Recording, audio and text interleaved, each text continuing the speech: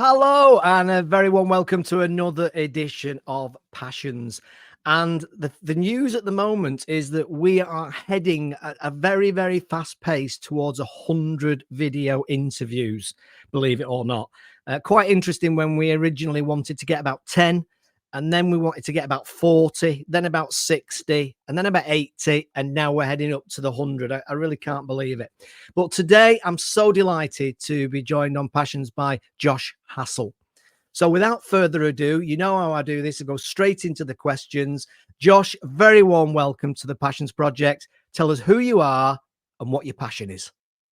Hi there, Phil. Thank you for having me today. My name's Josh Hassell. I'm a singer-songwriter from Strood in Medway in Kent. My passion is music, basically. It's performing live and playing guitar, singing, performing at venues, meeting people at gigs. That's all part of my passion. So I just want to do as much of it as I can, and I've been doing it for about 10 years now. So want to carry on in the same vein. Okay, to be brutally honest, you don't look old enough to have been doing it. No, yeah. Which is Thank you very much. But I have been doing this since I was 17, and I'm now right. 29. So over 10 years, actually, just over 10 years now. Right. Yeah. Fantastic. So listen, let's start at the beginning. It's always the best place to start. So tell me how you got into it. How did you, is it guitar that you play mainly, or do you play other instruments? And how did you get into it and develop that passion in the first place? So it was 16 when I started playing guitar, but I originally started singing at school concerts when I was like 13. So year 8, year 9 in secondary school, um, doing concerts. And then my first gig was at 17. So it was kind of just after I'd started learning guitar. But I did just primarily do the singing at first. I sang to backing tracks. I sang jazz and swing, Michael Bublé kind of stuff. That's the type of music I got into first, because my parents basically said to me that, you've got some likeliness to Michael Bublé.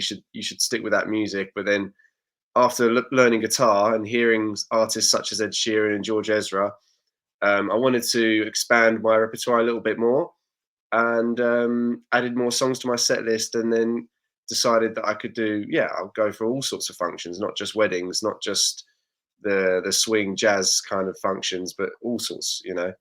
So nowadays I do all sorts of functions, and I want to carry on like that.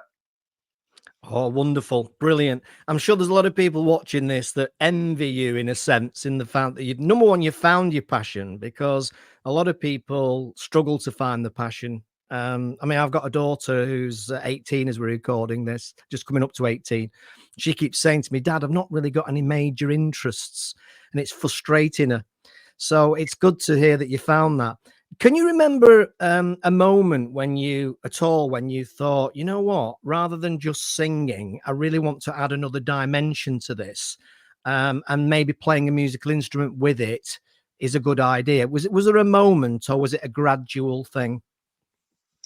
Well, first of all, I've really got to thank my parents, because they kind of pushed me into the direction of finding my passion. I mean, when I was in school, like 13, 14, I didn't really know what I wanted to do. And they said, you've got a decent voice, do some concerts. And then they kind of pushed me into that direction. So really thankful to them for that.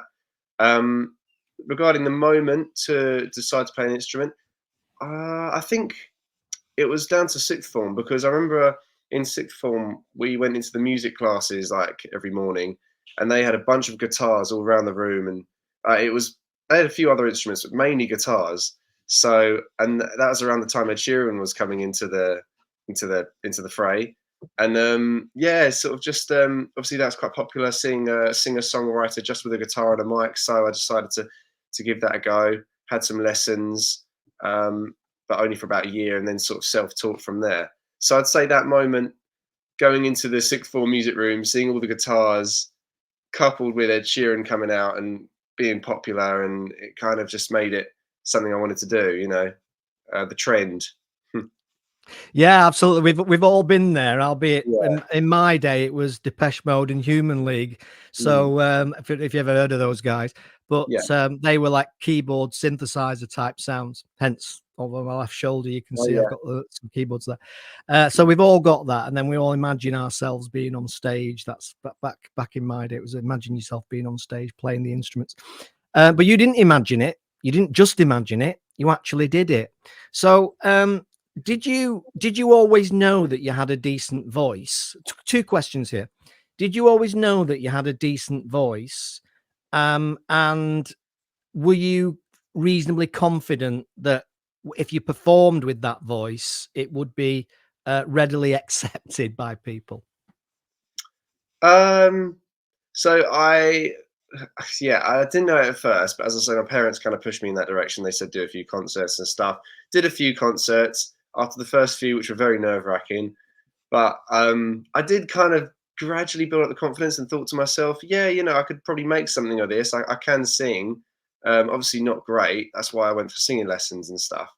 Um, but having the basics there and then just sort of like fine tuning it, the decision to have the lessons, I look back and it was a really good one. Um, so yeah, I kind of just grew confidence with that, and then by more and more gigs and concerts, I thought to myself, yeah, I've got a decent voice, can make something of this, and then went into my first gig. Never looked back from there, really. Oh, that's just absolutely awesome thing.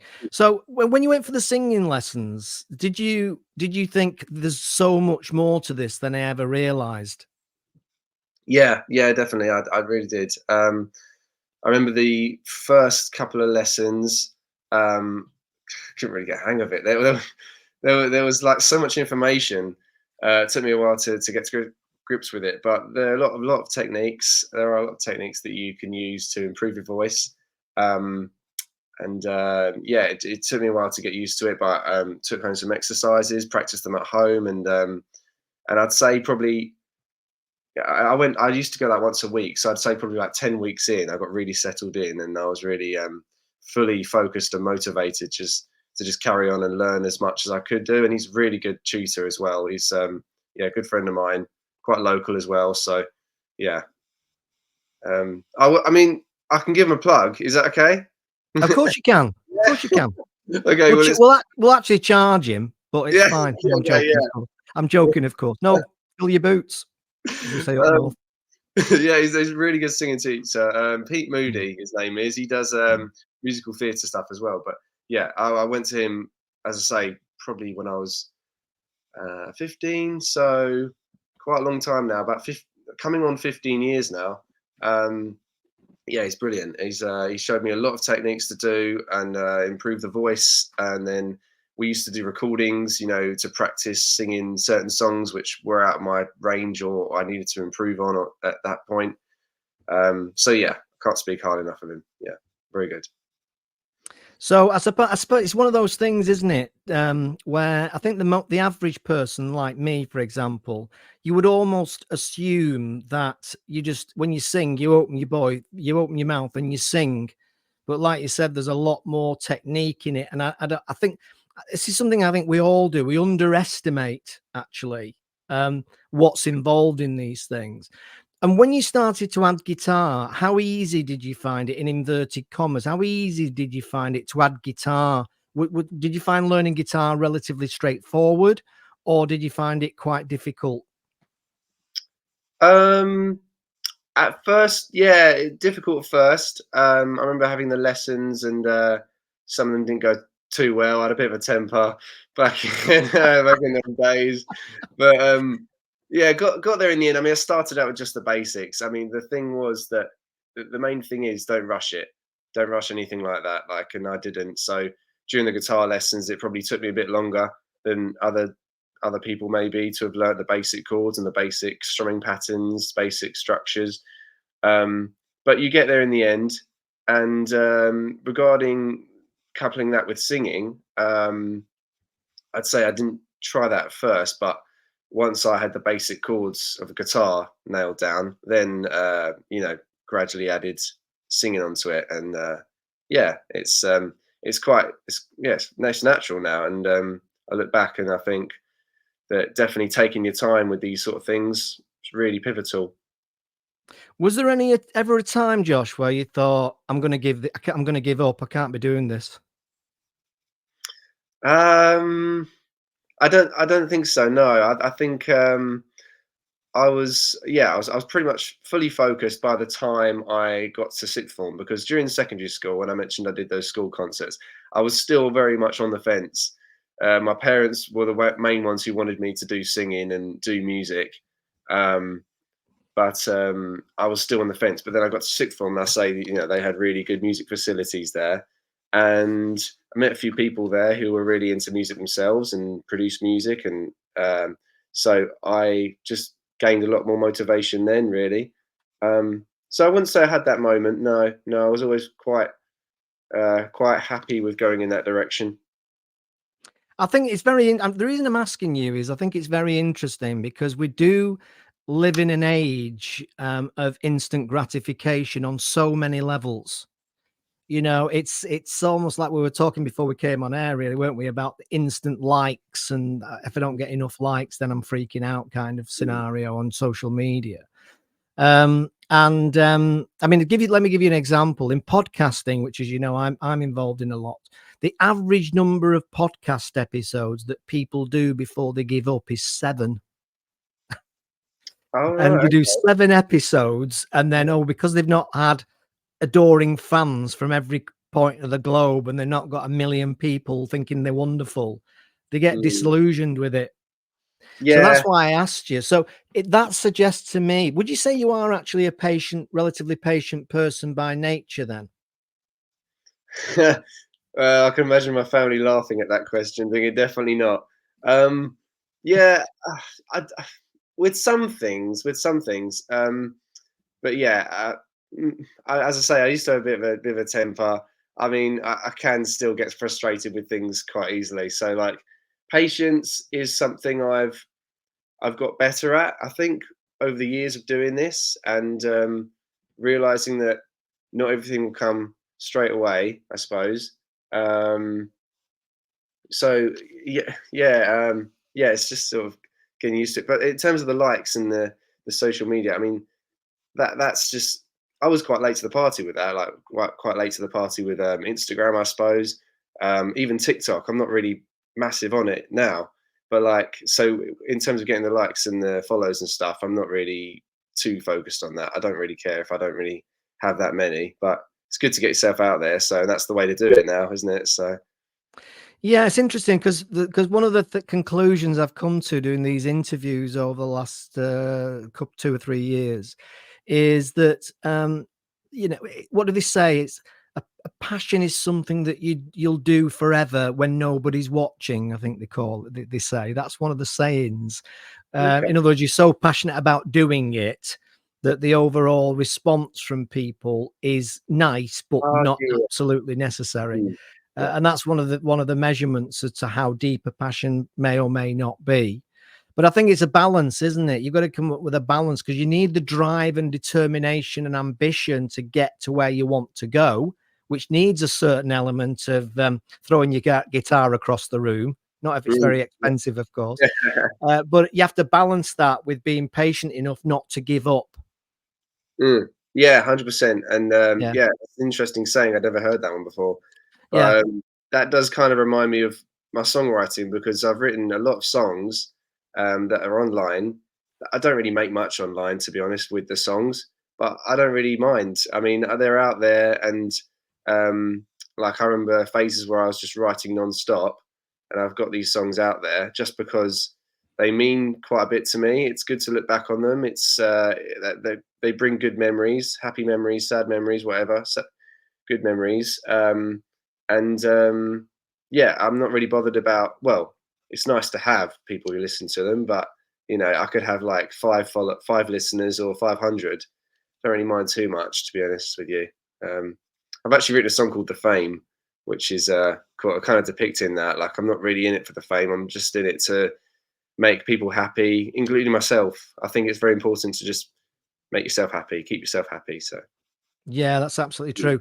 And mm. just to throw you right in the deep end, I think I've just decided we're going to get you back on and do a song for us, and maybe you Oh, can do right. that one. Okay. That one, that particular one. Any song you want. Okay then. Do any song you want, but we'll get you back on and you can do a performance for us. Okay, be happy to, yeah. Alright It'd be then. fantastic because when you're Ed Sheeran number 2 in the world, we can Mm. say, "Oh, yes, well, yes, we had Josh on the Passions Project performing this." Fingers crossed. Yeah, Maybe, fingers yeah, crossed.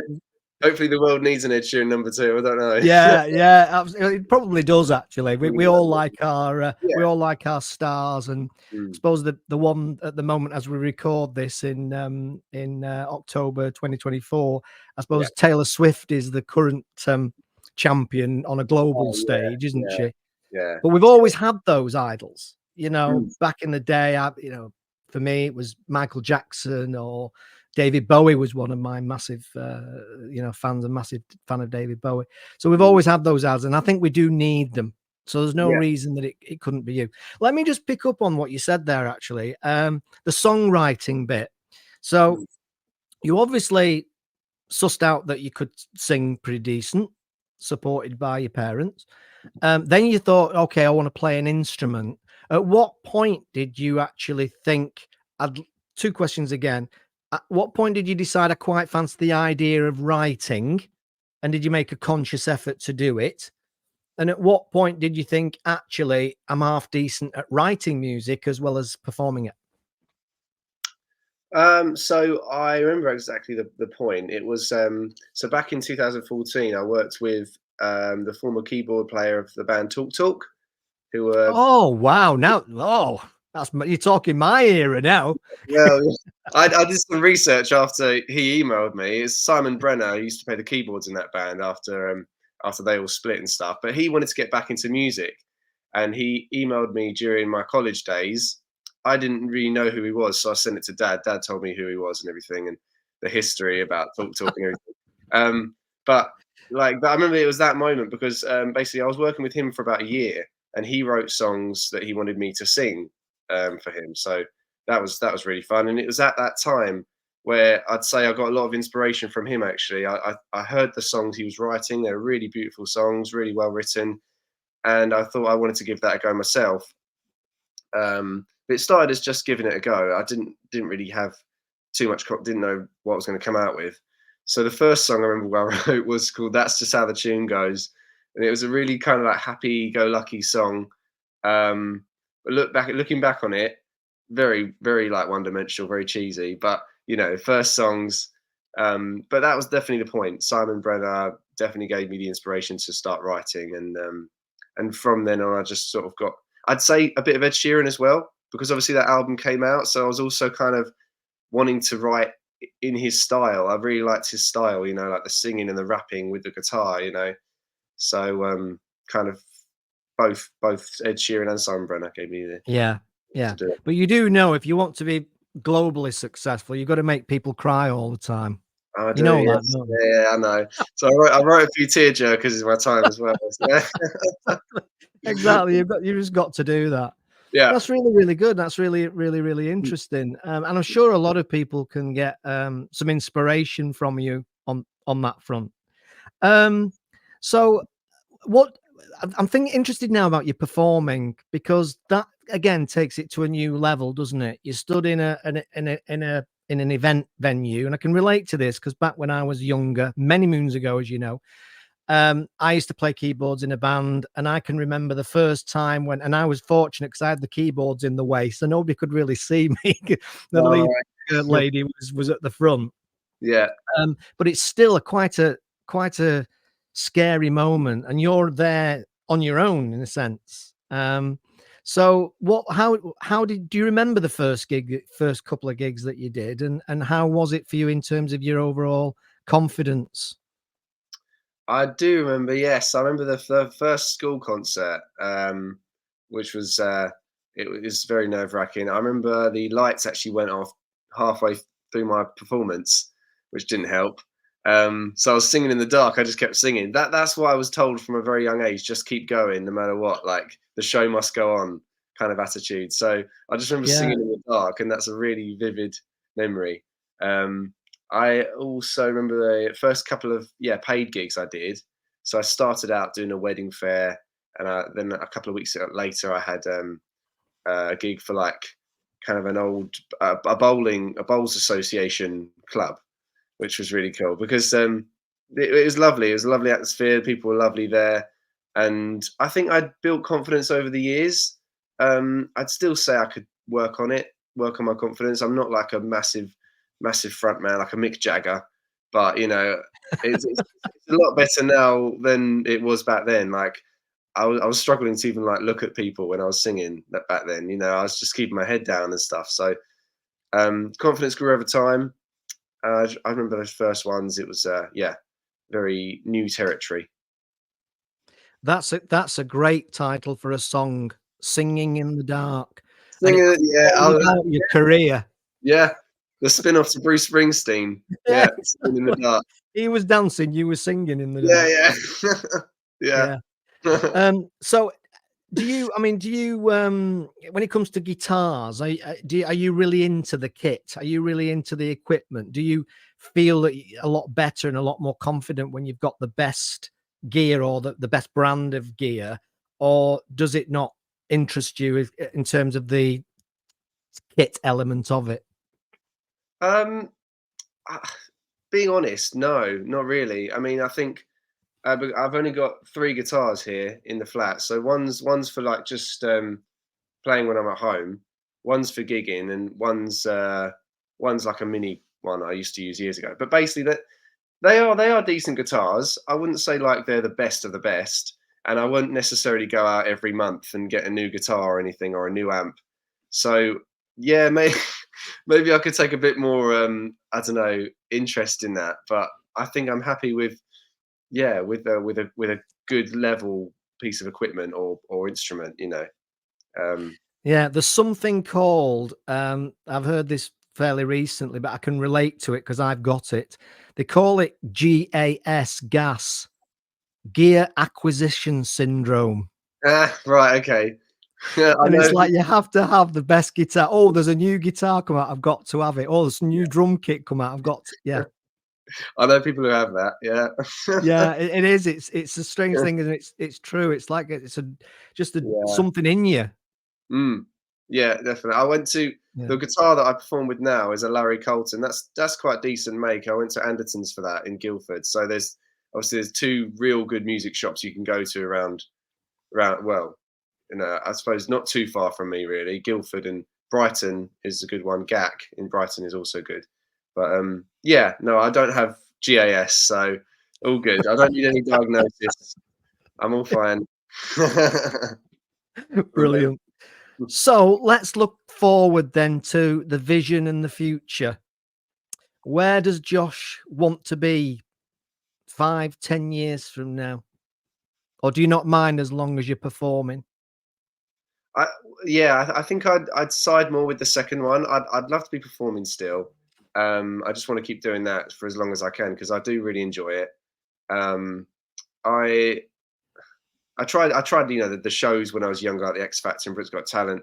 I think that kind of that big dreaming side of me kind of faded a little bit at 21, 22. So now I'm happy just performing locally, doing as best as I can performing locally. I love sort of going to venues and meeting new people. So, you know, long may that continue. If it provides me a very stable life and a very stable living, and then I'm happy, and that's all I really want, to be honest with you. You know, obviously the bit of fame would be great, but it's always a long shot, isn't it? So, you know, I'm happy with how things are right now. I'm very content. Um, yeah, so I mean, performing at some big venues would be great as well, though. You know, if I could perform maybe one day at say like the Albert Hall, that'd be amazing. You know. Yeah. Well, everybody has to have their visions and their Yeah, dreams, and why yeah, not? And I strongly suspect that, I'm sure he's probably even talked about it, that the likes of the Ed Sheerans of this world and all the rest who've made it had their dreams once upon a time, and probably had 3 people and a dog that was listening yes, to them as well. yeah, Yeah. yeah. Did you actually have to learn about how to deal with rejection when you were going into X Factor and these sorts of shows, Britain's Got Talent? Was there an element of having to deal with the rejection? Because it's something that's very topical nowadays for us all. In it, business is the same. You know, you've put a lot of work into a proposal for a client and you get the rejection. It's difficult to deal with. Is that something you've come across? Yeah, it is difficult to deal with. So yeah, back when I did those shows, taking rejection, it was gutting. It was a little bit, yeah, disappointing, obviously. But back then, I kind of just got on with it. My parents have always been like that. They've helped me get over things like that quite easily, fairly quickly. So kind of just move on and look for the next thing. But I understand it's very difficult to recover from, yeah, criticism of that level, especially when you go all that way. Like for instance, Britain's Got Talent, X Factor. I remember going all that way, waiting for all that time, and then you sing like half a line of one song, and they can tell you no. Like it's brutal. It's brutal sometimes. Yeah. But yeah, no, I've been fortunate enough to be okay with it. To be honest, like carrying on as I am. Um, Look for the positives. Yeah, well, it is, and it's very, very true. And what I always found fascinating is how many people, once they make it, then start to tell their stories of the 365 rejections they had. You know, Mm, yeah. it's a weird thing, isn't it? So they've obviously got something, and they've got an ability that wasn't recognized by previous people previously. It happens as well in the author arena. So I suppose the one that jumps out at me obviously is J.K. Rowling. You know, Mm. there's all these publishers who are reading Harry Potter going, what a load of rubbish this is. Oh, And yeah, then cool. one person picks it up, or one couple of people pick it up in one publisher, and all of a sudden it's an amazing global selling book and film franchise. Mm. Whereas before that, people didn't think it was any good, but it clearly always was good. Yeah, no, exactly. Sometimes it just takes, Yeah.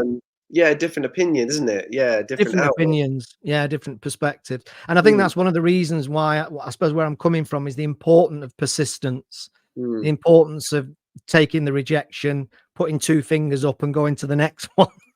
You know, Yeah, it's that persistence is vitally important. yeah, no, you're right, it is. And, Mm. you know, didn't make me wanna stop doing music.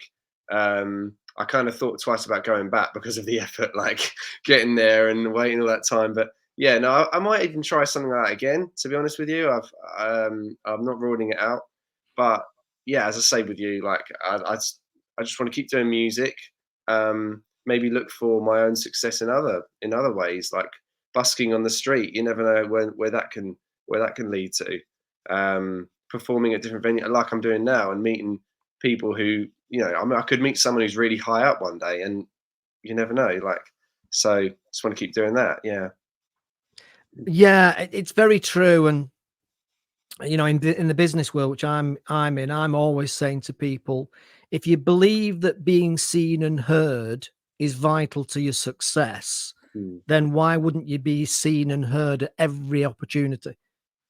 And I don't think it's mm, any different for somebody in your arena. mm. Yeah, that's very true. Yeah, Yeah. yeah, definitely. I just, you know, you never know who's out there, who's listening into you. And that's why it's really fun to do. It's fun as well as it helps you get heard. But it's fun, like this sort of thing with you today. Like it's great fun. It's great social media plug-in. It's good fun. It's enjoyable, and yeah. So the more of this, the better.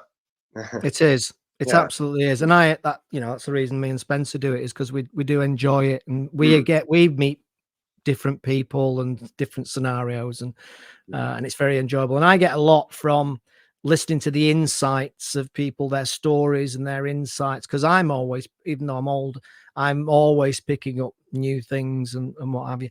Do you think you might end up? It might be too soon to say, but do you think you might end up being more focused on writing one day? Because there are a lot of quite well-known performers who never really enjoyed the performing bit that much.